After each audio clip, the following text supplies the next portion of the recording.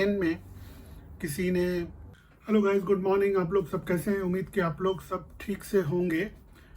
आज मैं आप लोगों को अपना एक्सपीरियंस बताऊंगा, अपना एक्सपीरियंस शेयर करूंगा कि मैंने स्टॉक मार्केट में अपने पैसे को 7 टाइम्स कंपाउंड कैसे किया, कैसे मैंने अपने पैसों को 7 गुना किया स्टॉक मार्केट से। ऑल्सो मैंने अपनी सेविंग स्किल कैसे डेवलप की। इनिशियली मेरे को सेविंग बिल्कुल नहीं आती थी, बिल्कुल भी मुझे पता नहीं था कि कैसे सेविंग करते हैं, क्या करते हैं। पैसे आते थे, चले जाते थे। तो वो दोनों चीज़ें मैं आप लोगों के साथ शेयर करूँ। तो आगे हम लोग इसके बारे में बात करेंगे। उससे पहले मैं आप लोगों को ये बता दूं कि मैं कोई फाइनेंशियल एडवाइज़र नहीं हूँ, ना ही मैं क्वालिफाइड हूँ कोई फाइनेंस के बारे में कोई सजेशन या एडवाइस देने के लिए। मैं बस आप लोगों के साथ अपना एक्सपीरियंस शेयर कर रहा हूँ जो मेरे साथ खुद हुआ है, जो मैंने खुद किया था मार्केट में। तो इस चीज़ को आप लोग ध्यान में रखिएगा और आप लोग अपना कोई भी कुछ एक्शन लें तो अपने फाइनेंशियल एडवाइज़र के बेस पे ही लें। आजकल काफ़ी नए लोग दिखते हैं, मार्केट में आ रहे हैं, काफ़ी नए लड़के आ रहे हैं। पहले ऐसा नहीं होता था, तो काफ़ी कुछ दिखता है। काफ़ी लोग परेशान भी हैं, जैसे इन्फ्लुएंसर्स वगैरह की वीडियोस देखो तो काफ़ी लोग परेशान लग रहे हैं। लोगों ने क्रेडिट कार्ड से, लोन से अपने एक्सपेंसेस कर रखे हुए हैं। किसी किसी के पास 10-10 लोन है। लोगों ने क्रेडिट कार्ड से ईएमआई पे बहुत सारी चीज़ें ले ली हैं। एक बहुत फेमस डायलॉग है हर किसी का, जो लोग नए लड़कों से, नए बच्चों से मजा ले रहे हैं आजकल की, ईएमआई पे आईफोन लिया हुआ है। ये होता है और ये एक एज होती है, उस एज में सबके साथ ये होता है। हमारे साथ भी हुआ है। मैं भी जब यंग था, इन सारी चीज़ों से शुरू में जब आप कमाना शुरू करते हैं, ये सारे नए नए जब चीज़ें, जॉब लगती है, इनकम आना शुरू होती है, तो हम अपने इनकम से ज़्यादा खर्च कर लेते हैं लोन ले करके, क्योंकि हमें जल्दी से वो सारी चीज़ें चाहिए होती हैं। हमें गाड़ी जल्दी चाहिए होती है, हमें फ़ोन बड़ा वाला जल्दी चाहिए होता है।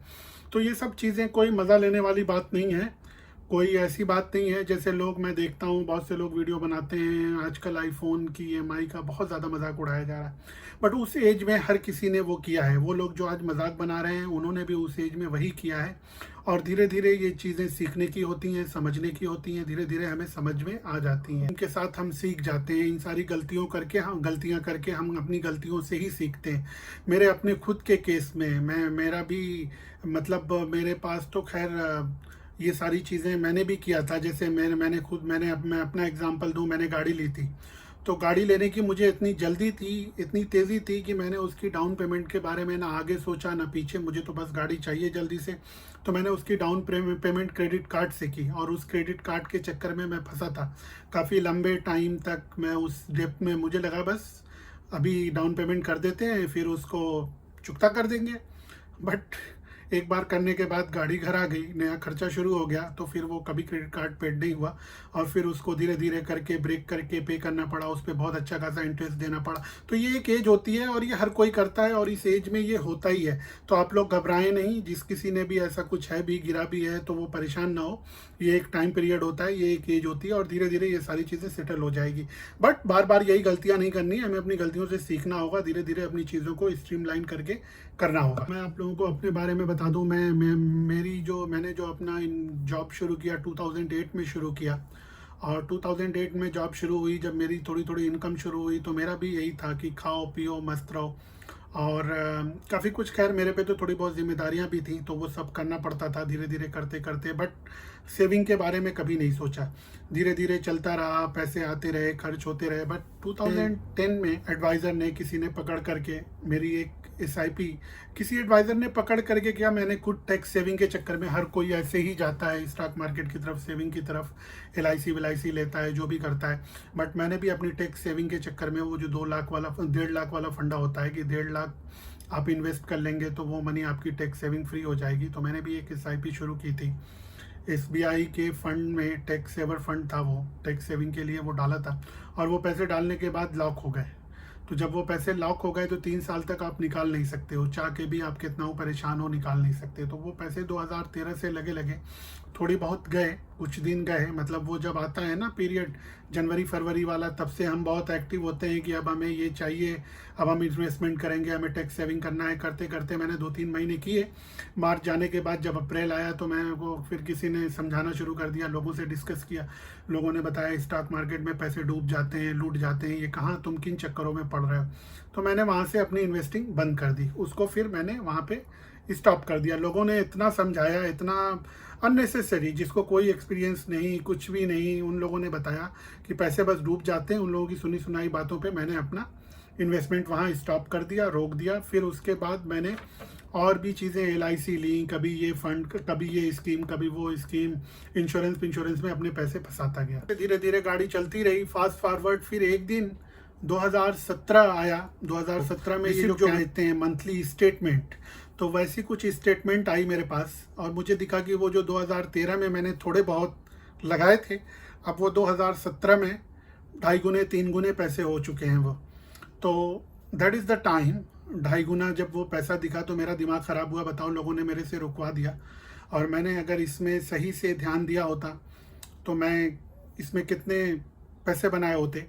तो लेटर ऑन वही जो पैसे वहाँ पे लगे हुए थे, तो वो 2023 में आज 8 गुने पैसे हो गए। वो पैसे 2023 तक 8 गुने हो गए। जो भी पैसे लगे थे थोड़े बहुत, उसकी वैल्यू 8 गुना, 8 टाइम्स कंपाउंडेड। सो 2013 से 2023 तक 10 साल में वो पैसे मेरे 8 गुने हुए। मैं वही सोच रहा था कि अगर वहाँ से मैंने और भी ज़्यादा पैसे लगाए होते या और ज़्यादा वो की होती तो वो कितनी अच्छी कंपाउंडिंग होती। बट उस चीज़ ने मेरे को बहुत ज़्यादा कॉन्फिडेंस दिया। मेरे पास वो कैम की इन्वेस्टमेंट की जो स्टेटमेंट आती रही, हर महीने स्टेटमेंट आती रही, मुझे वो अपने पैसे दिखते रहे। तो जब कभी भी मार्केट डाउन हो रही थी तो मैं उस चीज़ को एज ए रेफरेंस यूज़ कर रहा था 2013 वाले को, कि मेरे पैसे कितने गिरे, मेरे के पैसे कितने बढ़े। उस चीज़ ने मुझे बहुत कॉन्फिडेंस दिया। और 2017-18 के बाद मेरा थोड़ा सा चीज़ों को हमने स्ट्रीमलाइन किया, मेरे को सेविंग का ढंग आया। वो भी एक बहुत बड़ी कहानी है, एक बड़ी स्टोरी है कि सेविंग मैंने कैसे सीखी। मतलब सेविंग तो मुझे बिल्कुल आती ही नहीं थी, उसमें बहुत बड़ा हाथ है मेरे बेटर हाफ का, जिसने कम से कम मुझे सेविंग करना सिखाया। तो उसका एक अलग से पूरा एक डिस्कशन करेंगे कि कैसे वो हुआ। तो वो मैंने सीखा, वो वहाँ से फिर मैंने बचाने शुरू किए, और बहुत अच्छे तरीके से, अच्छा परसेंटेज, जो भी मेरी इनकम थी, जो भी मेरी सैलरी आती थी, मैं जॉब में था, जॉब में हूँ, तो थोड़ी बहुत जो भी उसका अच्छा खासा परसेंटेज मैंने इन्वेस्टमेंट करना शुरू किया। और वो चीज़ें फिर, वो पीछे वाला जो 2013 वाला इन्वेस्टमेंट था, वो हमेशा मुझे कॉन्फिडेंस देता था, क्योंकि वो पैसे बहुत बेतहासा बढ़ रहे थे। जो मेरे नए पैसे थे वो थोड़े से बढ़ते थे, वो पीछे वाला बहुत ज़्यादा बढ़ता था। तो वो चीज़ मुझे कॉन्फिडेंस देती रही। फिर उसके बाद आगे मैं खूब पैसे लगाता गया। 2020 का कोरोना वाला पीरियड आया, तब थोड़ा सा मैं भी घबराया। जो मेरी SIPs वगैरह चल रही थी उसको मैंने कट करके, जितनी भी चल रही थी, अच्छे खासे अमाउंट की चल रही थी, क्योंकि तब तक मैं जापान मूव हो गया था, अच्छा खासा मामला चल रहा था। तो उस टाइम भी डर करके मैंने उन SIPs को आधी कर दी, जो भी चल रही थी। फॉर एग्जांपल, अगर 10 रुपये की SIP चल रही थी तो मैंने उसको डर करके, घबरा करके 5 रुपये कर दी। बट बाद में बहुत पछताया मैं, क्योंकि वो कोरोना के टाइम भी जो पैसे गए वो सब 4-4, 5-5 गुने हुए। तो अभी इनिशियली ये बहुत बड़ा हो जाएगा ये वीडियो, तो मैं आप लोगों को ये कहना चाहता हूँ कि देखें, आप लोग घबराएं नहीं। आपकी जो भी कंडीशन है, लोन से, EMI से, क्रेडिट कार्ड के डेब्ट से, हर चीज़ से आप निकल सकते हैं। इन्वेस्टमेंट में भी आप जो है ट्रेडिंग वगैरह के चक्कर में ना पड़ें, आप प्रॉपर इन्वेस्टमेंट करें। आपको रात भर में कुछ नहीं होगा, रातों रात यहाँ कुछ नहीं होता। It will take time, but आपके पैसे बनेंगे। आप जॉब में हैं तो हर महीने आप अपने जॉब से थोड़ा थोड़ा निकाल करके SIP करें।